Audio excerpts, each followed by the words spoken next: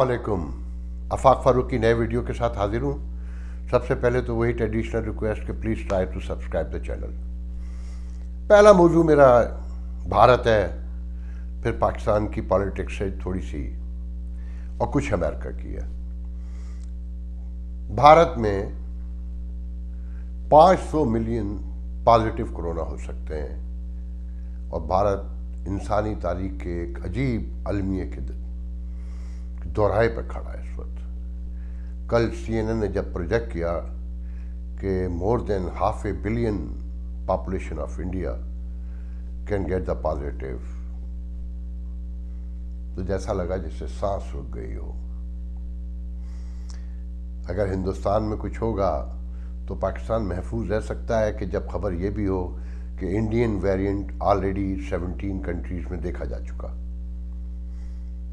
हिंदुस्तान के अपने एक मेडिकल साइंटिस्ट हैं, कृष्णा रमन समथिंग, उनका भी कहना यह है कि 300 to 500 मिलियन इंडियंस जून जुलाई और तक जो है पॉजिटिव हो सकते हैं और 20 लाख लोग मर सकते हैं। मुख्तलिफ रिसर्च मुख्तलिफ बताती हैं, और जो हिंदुस्तान में हाल है इस वक्त कि लोग अपने मरीज़ों को ड्रिप भी लगा के, ऑक्सीजन भी लगा कर, और जो ऑक्सीजन को प्रोवाइड आगे बढ़ाता है, मुझे उसका नाम नहीं आ रहा, कोई समथिंग, मुझे आई डोंट नो, तो वो भी सब लगा कर एम्बुलेंस में डालकर लेकर जाते हैं, मगर बेड अवेलेबल नहीं है। मासूम बच्चों को हो रही है ये कोरोना और वो सड़क पर बेड के इंतज़ार में बिलख कर मर जाते हैं। हिंदुस्तानी हुकूमत का भी वही रवैया है जो पाकिस्तान की हुकूमतों का रहा है कि सब अच्छा है, बेहतर है। कि महाराष्ट्र का हेल्थ मिनिस्टर कहता है कि इतनी जो लोग कह रहे हैं उतना भी नहीं है, हैंड टू माउथ है। हाँ, दवा की कमी है, ऑक्सीजन की कमी है। ऑक्सीजन की कमी तो इतनी है कि एयर इंडिया ने लिफ्ट करके लेकर आई है दुबई से ऑक्सीजन, और नेवी के जहाज भेजे जा रहे हैं दुनिया में। और ये अलमिया इतना बड़ा है कि साबिक आर्मी चीफ इंडिया कहते हैं कि इतने लोग तो कारगिल में भी नहीं मारे गए थे। ये बहुत हैरान कुन बयान है। हिंदुस्तान में 2 लाख लोग कोरोना से मारे जा चुके हैं, तो क्या कारगिल में इंडियन फौज के 1 लाख लोग मारे गए थे जो ये बयान देने की जरूरत पेश आई? मैं नहीं समझता, आई डोंट थिंक सो कि ऐसा कुछ हुआ था।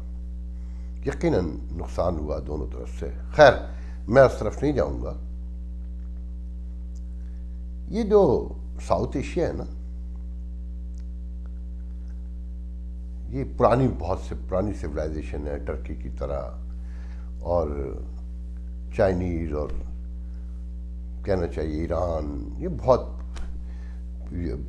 यूरोप में एथेंस, जिसे हम अरस्तु, सुकरात, बुकरात के हवाले से जानते हैं, यूनान जिसे कहते हैं, ये जो बाकी तहजीबें हैं ना, इनकी एक तारीख में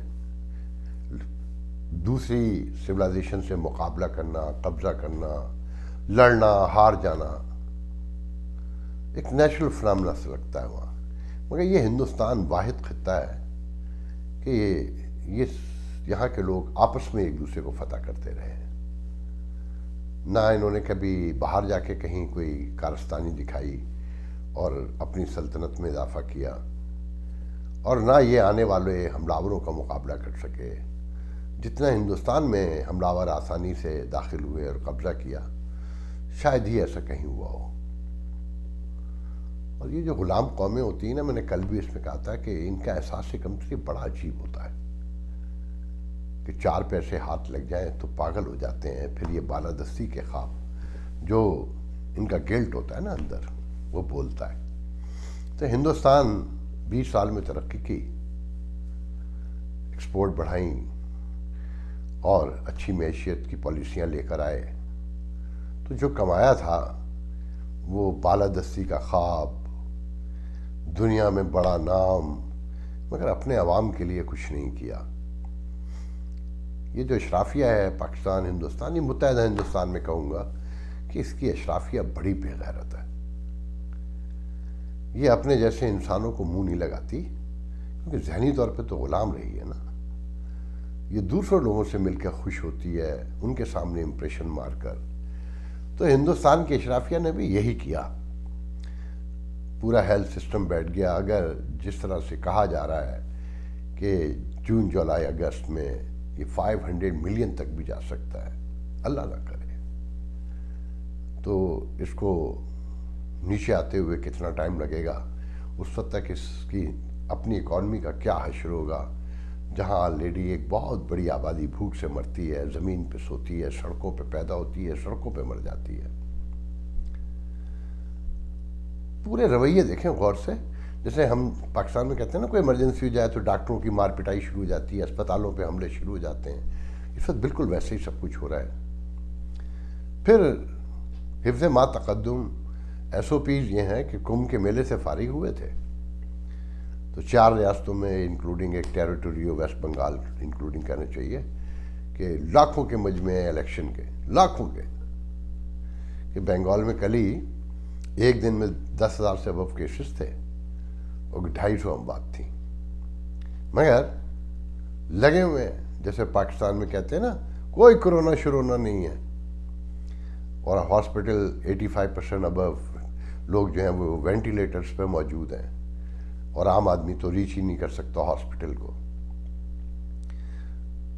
70,000 روپے کا آکسیجن کا سلنڈر بک رہا تھا میرٹھ میں، اس میں کیا کہتے ہیں یو پی کا جو شہر ہے میرٹھ، وہاں پر. اور 50,000 کا جو آکسیجن کا ایکوپمنٹ ہے وہ تھا. لوگ لے کر اپنے پیاروں کے لیے ہاسپٹل جا رہے ہیں مگر کچھ نہیں کر پا رہے.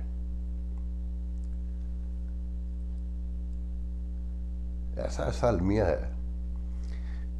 اوورسیز انڈینز جو ہیں بہت ہیلپ کر رہے ہیں کہ ایپل نے اعلان کیا ہے مدد کا. پھر یہاں جو فارچون کمپنیاں 500 اس میں جو 65 انڈین سی اوز ہیں ان میں سے 11 نے کل لابنگ کا اعلان کیا ہے کہ وہ امداد کے لیے کام کریں گے اور خود بھی اپنی کمپنیوں سے بھی پرووائڈ کروائیں گے.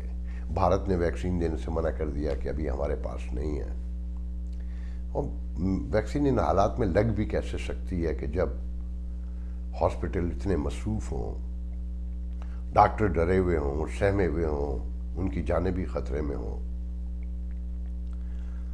پاکستان میں تراویحاں اور حلقہ 249 میں الیکشن،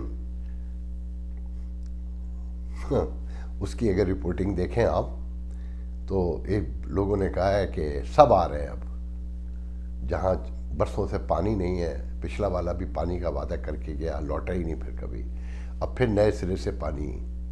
اچھا یہ جو پاکستانی انڈین میڈیا ہے نا، سب سے بڑا ظالم یہ ہے. انڈین میڈیا کو اس وقت دیکھیں آپ تو ہنسی آتی ہے کہ اس وقت بالکل بیہیو کر رہا ہے ویسٹرن ورلڈ کے میڈیا کی طرح، آئیڈیلسٹک، یہ نہیں ہے وہ نہیں ہے فلانا نہیں، چڑھائی کر رہا ہے. جیسے مشرف کے دور میں لال مسجد کے آپریشن سے پہلے یہ میڈیا تو کہہ رہا تھا کہ ریاست کی لیڈ قائم کی جائے. جب آپریشن ہو گیا تو ریاست کے خلاف ہو گیا کہ جناب ان سے مذاکرات نہیں کیے گئے. جبکہ مجھ جیسے لوگ گواہیں کہ جس دن آپریشن ہوا ہے لال مسجد کے میں، اس دن چودھری شجاعت جو آخری مذاکرات کر کے آئے تھے نیو یارک میں تھے.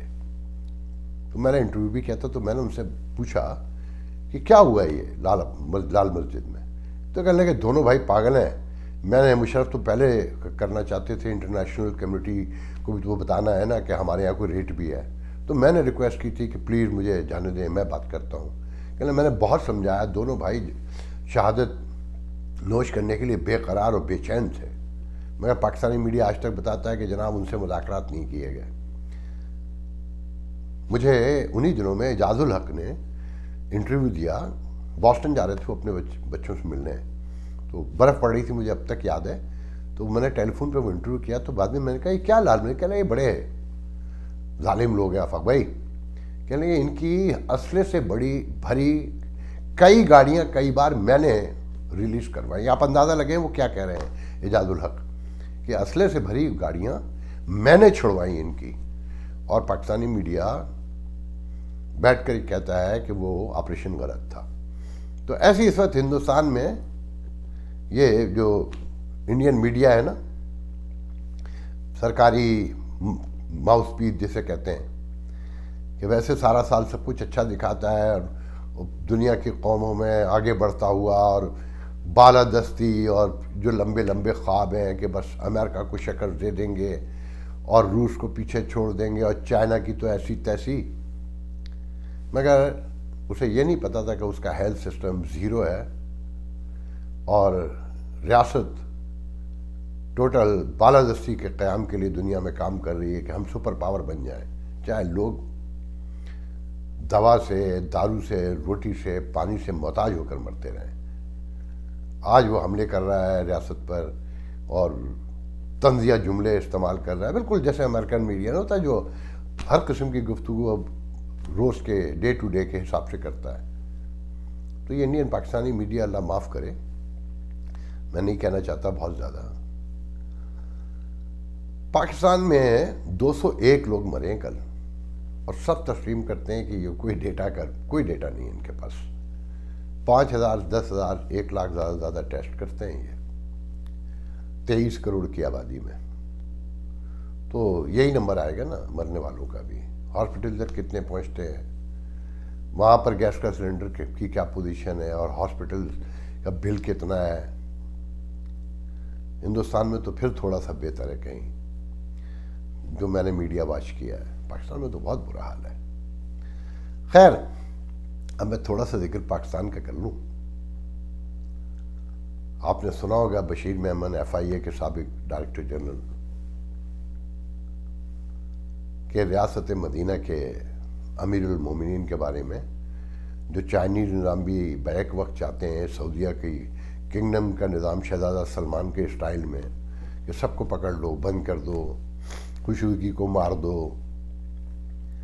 اور مغربی جمہوریت بھی، تو یہ پہلی ریاست مدینہ قائم ہونے جا رہی ہے جس میں سارے جہان کے فاشزم سے لے کر لبرلزم اور سوشلزم اور ڈیموکریٹک نام سب ایک ساتھ جمع ہوں گی، اور وہ موقع کی مناسبت سے خاصا ابیوز کریں گے، مگر شہزادہ سلمان کی طرح چاہتے ہیں وہ اصل میں کہ سب کو پکڑ لو، بعد میں دیکھیں گے اور پیسے نکلواؤ۔ آدھی باتیں جھوٹ مان لیتے ہیں، میں تو جانتا نہیں ہوں بشیر میمن کو، اگر آدھی بھی سچ ہیں تو کسی ڈیموکریٹک نارمز کو فالو کرنے والی ریاست میں یہ پاسیبل ہے؟ پھر جہانگیر ترین سے جو ملاقات کے بعد، جہانگیر ترین کے گروپ کے ملاقات کے بعد جو خبریں ہیں وہ بھی آپ کے سارے علم میں ہوں گی کہ کہیں NRO جائز ہے، کہیں جائز نہیں ہے۔ 45% ابو تو مونس الہی، بختیار، خسرو بختیار اور جہانگیر ترین چینی بیچتے ہیں، مگر جو سارا مافیا ہے وہ 1.6% جو چینی بیچتا ہے اومنی گروپ، اس میں چور وہ بھی ہوں گے۔ میرا تو کسی سے لینا دینا نہیں ہے، اور میں تو یہ کہتا ہوں کہ یہ مسلم لیگ نون اور پیپلز پارٹی کی بدعنوانی کی کوکھ سے یہ نئی تبدیلی پیدا ہوئی ہے۔ اگر وہ اتنے کرپٹ نہ ہوتے، انہوں نے ریاست کو مینیج کرنے کی کوشش کی ہوتی تو ہمیں شاید یہ دن نہ دیکھنا پڑتے۔ سوری، ویدر چینج ہو رہا ہے، گلا خراب ہے۔ اینی وے، اب تھوڑا سا ذکر میں کر دیتا ہوں یہاں کا کہ پاکستانی 5-6 نامینیشن ہوئی ہیں، ان میں 2 جو نامینیشن ہے وہ کیبنٹ پوزیشن ہے جو سینٹ میں ہیئرنگ کے لیے جائیں گے۔ ان میں سے ایک اسمال بزنس کے کمشنر کے لیے نامینیشن ہوئی ہے سید دلاور سید کی۔ تو ریپبلکن نے ان کی حالت خراب کر دی نامینیشن کی، جو سینٹ کی ہیئرنگ ہے اس میں، اور خاص کر رینڈ پال نے، سینیٹر رینڈ پال ہیں، بہت سینئر ہیں اور بہت انٹیلیجنٹ اور بہت ہی شارپ آدمی ہیں۔ ان کے سوالات اگر آپ سن لیں تو حیرانی ہوتی ہے، اور دلاور سید مجھے بڑے کمزور نظر آئے آرگومنٹ کے حوالے سے ان کے سامنے۔ تو ایک پاکستانی مجھے بتا رہے تھے جو یہاں جن کی کوششوں سے، عاصم محمود اور ان کی کوششوں سے، اور عاصم محمود کے دوستوں کی کوششوں سے، جو کلائمیٹ چینج کی کانفرنس میں، ورچوئل کانفرنس میں پاکستانی وزیر کو مدعو کیا گیا، اور جس کا کریڈٹ جو پاکستانی میڈیا میں اور پاکستانی امریکن میڈیا میں اور پاکستانی کمیونٹی کے سطحی لیول کا جو منظر ہے اس میں انوالو رہتے ہیں، وہ اپنے نام کریٹ کرنے کی کوشش کر رہے ہیں کہ یہ میری وجہ سے ہو گیا، اور جنہوں نے کیا وہ سامنے بھی نہیں ہے۔ مگر جاننے والوں کو سب پتہ ہے. تو بہرحال وہ صاحب مجھے بتا رہے تھے کہ یار دیکھیں ہمارا ریپبلکن کوئی بھی نہیں ہے, کوئی ایک بندہ نہیں ہے کہ ہم کہیں پر اپنی اپروچ لگا سکیں کہ بھئی ہمارے ایک دو بندے آئے ہیں تو انہیں بھی آنے دیں. تو بتا رہے تھے کہ جاوید انور جو ہیوسٹن میں رہتے ہیں, بس سادے سے آدمی, میں تو ملا نہیں ہوں, میں تو ٹی وی پہ سنا ہے معصوم سے آدمی ہے, فنڈ دینے میں ریپبلکن ہے اور فنڈ دینے کی وجہ سے ریپبلکن ہے. پاکستانیوں کی کوئی گراس روٹ پہ تو کوئی کمیونٹی کا کام ہے نہیں کہ کمیونٹی میں کوئی ورک ہو, کوئی بڑی آرگنائزیشن ہو, اور لیڈر جسے کہتے ہیں جو زمین کے حقائق کے حوالے سے لیڈر ہوتے ہیں, وہ ہمارے یہاں کوئی نہیں ہے, دولت کی بنیاد پر ہے. تو کہہ رہے تھے کہ میں نے جاوید انور سے کہا تھا کہ پلیز رینڈ پال سے اگر کوئی بات کر سکیں, ان کا میں کر لوں گا, کوئی ایشو نہیں ہے. تو بتا رہے تھے کہ بالکل آخری مرحلے میں سینٹ میں جو سینٹ کی منظوری ہونی ہے, اور جاوید انور کا جو سیکریٹری ہے, اور سیکریٹری کا جس طرح انہوں نے تعارف کیا, بہرحال وہ جاننے والے سب جانتے ہیں. کہنے لگے فون اٹھا کر نہیں دیتا, جس کا سیکریٹری فون نہ اٹھاتا ہو تو کہنے لگے آگے کیا کہیں. کہنے لگے ہم پاکستانیوں میں یونٹی, اتحاد, نظم و نسق اور ڈسپلن اگر ہوتا تو ہم امریکہ میں بھی بہت آگے ہو سکتے تھے.